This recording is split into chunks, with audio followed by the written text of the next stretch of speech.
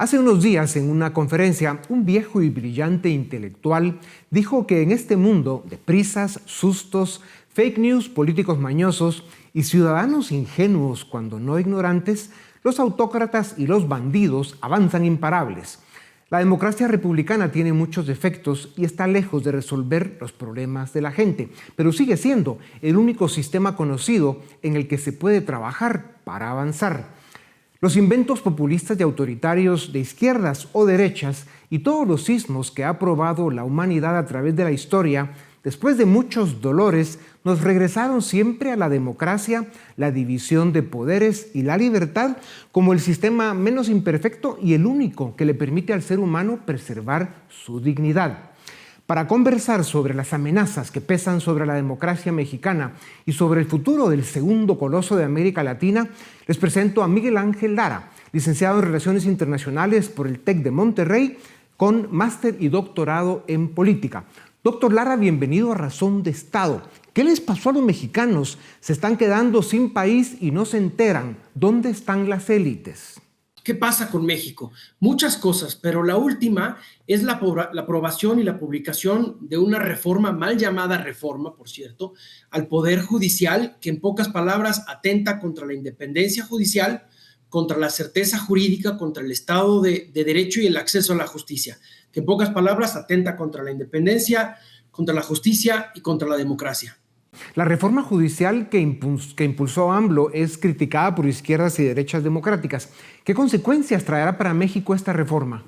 Bueno, creo que son dos cosas, tiene un doble efecto. Primero, la reforma en sí misma es regresiva, porque si bien se dice que va a haber una elección popular de jueces, antes de esa elección va a haber una preselección política.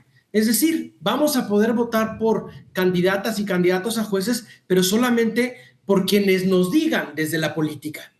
Y dos, el celebrar elecciones abre incentivos para que estas personas puedan ser capturadas por distintos intereses políticos o de otros tintes más oscuros. Y dos, por eso hablaba de un doble efecto, la reforma en sí misma, la forma en que fue aprobada fue muy desaseada, hubo presión contra senadores de oposición, intimidación, se cerró el diálogo a los estudiantes, a la oposición, no se escuchó a Estados Unidos, Canadá, los principales socios comerciales, no se escuchó a abogadas y abogados, no se escuchó a especialistas, no se escuchó al propio Poder Judicial. Doctor Lara, ¿crees que está en peligro la democracia mexicana? Sí, sin duda. La democracia en México ha venido en declive en los últimos años, pero de los últimos baluartes de lo mismo, el Poder Judicial, para que una democracia, para que un país se pueda llamar democrático, tiene que tener un Poder Judicial independiente, donde las decisiones jurídicas se tomen a partir de la ley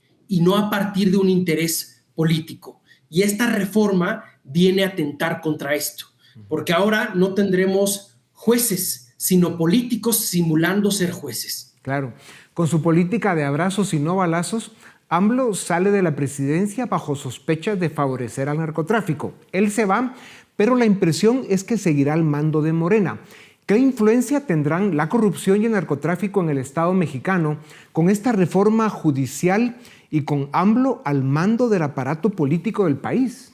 Sí, mira, con la reforma se dice que una de las intenciones es evitar la corrupción, pero desafortunadamente la reforma va a tener el efecto opuesto, porque para ser votado necesitas hacer campaña. Y tú para hacer campaña necesitas recursos, apoyos, patrocinios, favores y más para ganar.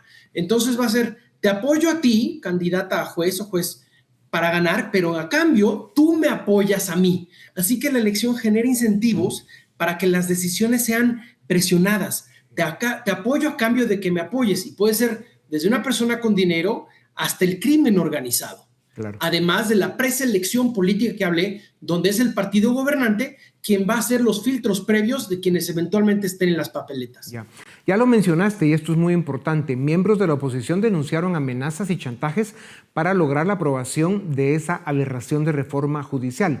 ¿Va México de regreso al pasado, a un sistema de partido único? ¿Es real el riesgo? ¿Cuáles serían las consecuencias?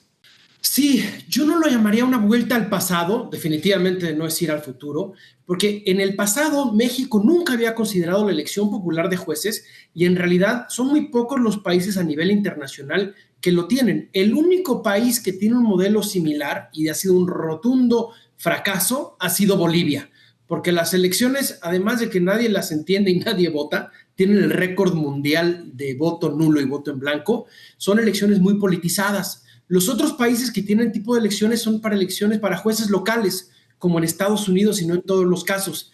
Entonces, es un experimento que ya se ha probado que es fallido y que abre la puerta para la captura política por un lado y por otro lado para la influencia de intereses oscuros, que en el contexto de un país como México, donde ha habido un aumento de la violencia, puede entrar el crimen organizado. Claro. Y el narcotráfico.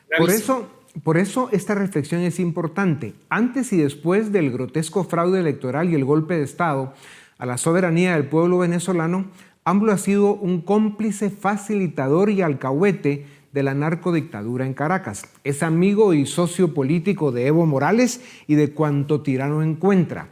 ¿Es posible que AMLO, con el apoyo y padrinazgo chino-ruso-iraní, esté intentando implantar una narcodictadura con tacos al pastor y mucho picante para los vecinos del norte? No sé, me faltan elementos para dar una respuesta de eso, pero lo que puedo decir es, tenemos una frase en México, dime con quién te juntas y te diré quién eres.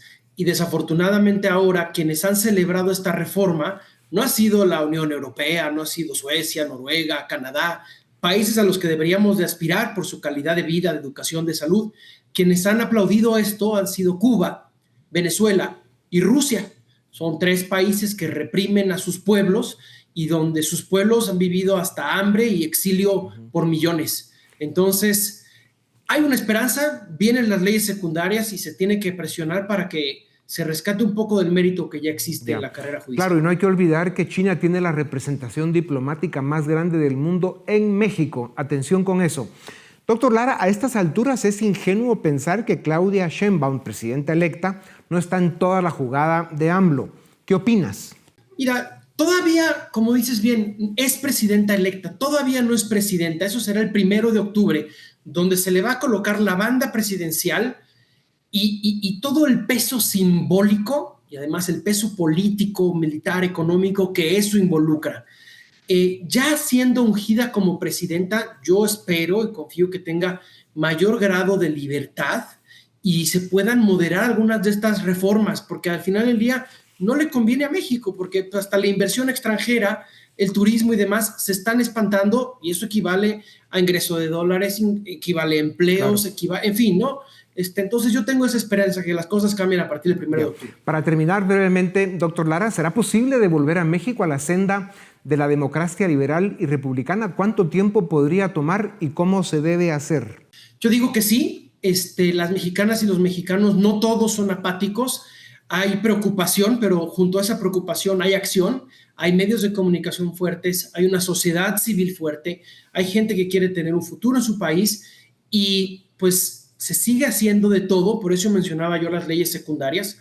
El cambio fue a nivel constitucional, pero se tiene que legislar a nivel secundario y en los estados. Entonces, hay espacios donde pueda haber diálogo y donde se pueda salvar un poco y esto no sea tan trágico. Sin duda alguna, con la epidemia de autócratas y bandidos que está creciendo, vienen batallas formidables para México y para el resto de nuestra América Latina. Habrá que redoblar esfuerzos y seguir luchando por la democracia y la libertad de nuestros países y hoy por la de México con todo. Doctor Lara, muchas gracias por tu tiempo.